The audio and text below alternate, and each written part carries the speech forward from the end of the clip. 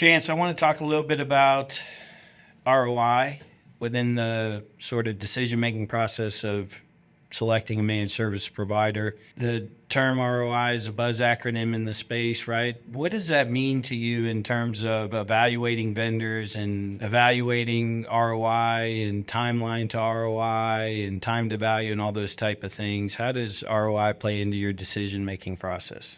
The key things for me is driving for the outcomes that we need to have for the business on an effective and timely basis. The ability for me to build out a team and to manage a team, develop those people, give them a ladder to climb and all those things. In today's world, I think the IT operations space is much better served by a third party. And the key ROIs inside of that is time to market, being able to maintain traction on projects and day-to-day operations that need to happen. But I don't have to worry about the personnel side of things. The continuous activity that a third-party partner can bring. You have a full team of folks. If someone's out one day, it really doesn't affect me as much compared to if it's my internal staff. If I'm down a person, that's fully impactful.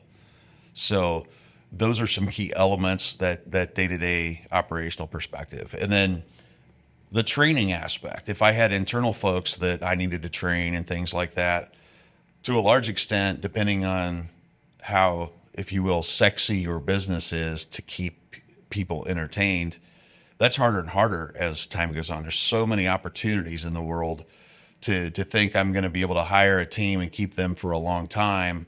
Wow, I would have to have a really sexy business and for an IT operations person.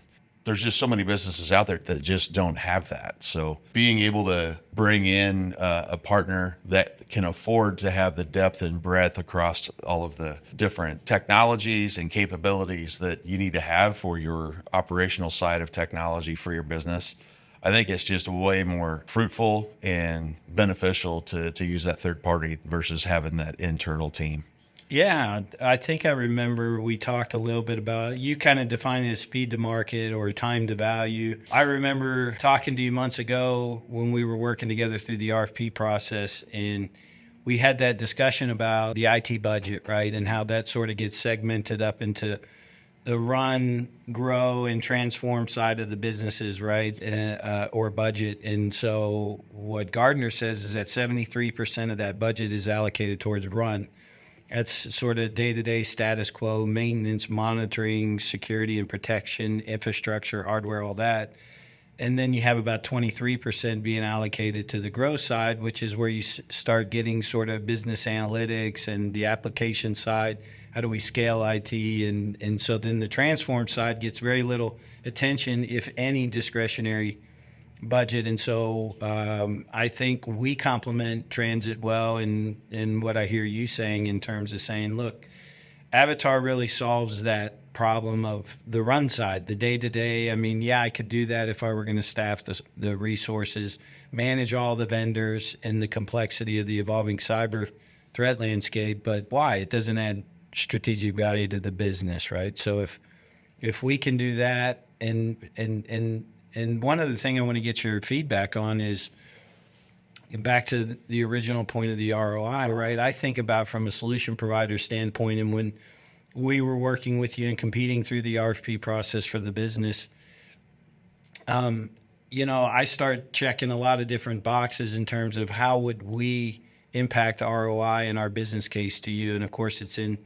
staffing. Oftentimes, if we're not adding a layer of new services, then oftentimes there's immediate ROI to you, the customer, because of our depth and breadth, and because we're blending skill sets across a deep bench. We can deliver those services less costly than you would from an OpEx standpoint for the labor expense. When we think about cloud and what's going on in that, right? Lift and shift of production workloads from on-premise infrastructure into the cloud. Oftentimes there's an optimization play and a consolidation play that drives ROI. Again, in security, in what you're doing even in your MSSP program, but you think about a defense in depth strategy and all the layers that it takes to now protect, from core to the edge. It's a lot of tools, it's a lot of vendors, it's a lot of complexity, and we sort of consolidate that. And then lastly, just operational efficiency. If we can get in there and focus on continual service improvement, drive down the number of incidents and inefficiency in your environment, then you have higher productivity and increased uptime. So, thoughts on anything? I know that was Sure. a lot, but just in terms of how thinking about how we brought you ROI and what was perceived as value, talk a little bit about that, Chance. Sure. So one of the first things that comes to mind, I've recently compared everything that we've done the past year and a half, pushing things to outside partners like Avatar.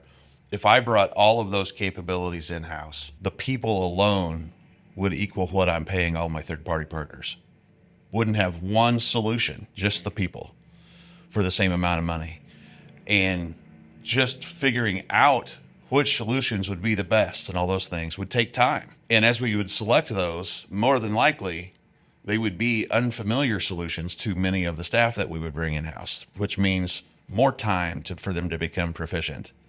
So one, you have just cash saved and then time lost mitigated. Because it would take, for everything that we have in place, it would probably take 2 years before we'd be as proficient as we are now, and it would be twice the money. So I think those are some of your key ROIs, at least that I see, the hard money there and the time. And companies today, I think they'd rather lose the money than the time. Yeah.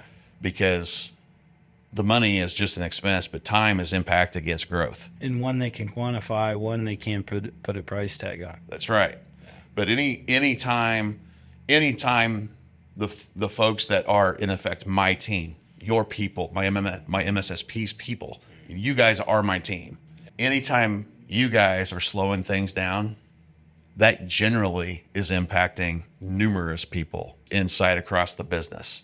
Not always, obviously. Sometimes it's an individual's issue, right? But if we're not getting a new solution that brings efficiency across 3 teams, if it takes us 3 months to get deployed and it should have been 3 weeks, that's a huge loss across all those teams. Those could be a sales team, marketing team, customer support team.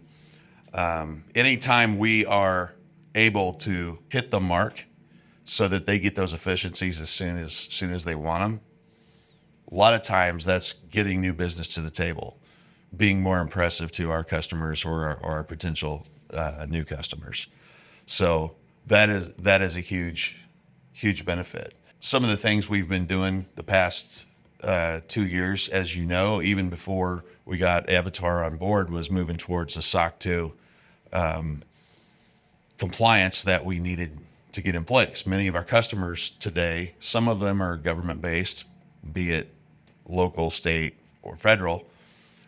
All of them now have compliance requirements to even be for us to be considered. Yeah.